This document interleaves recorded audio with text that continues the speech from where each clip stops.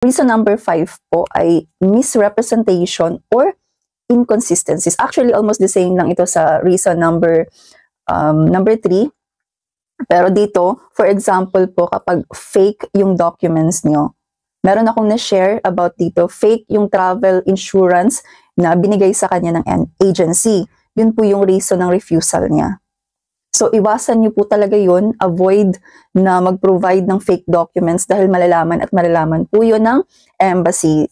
Vine-verify po nila yung mga documents natin. So, paano po ito maiwasan? Of course, i-double check nyo po yung mga documents nyo. Kung nag-avail po kayo sa mga agencies, i-double check nyo po, make sure na yung mga documents nyo ay tama at hindi fake, legit. And syempre, be honest po talaga sa mga purpose of travel, sa pag-fill up nyo ng application form. And then, for example, kung mag-provide kayo ng mga letters, cover letter, or invitation letter, make sure na consistent po yung mga sinasabi nyo doon and magkatugma-tugma yung mga documents nyo.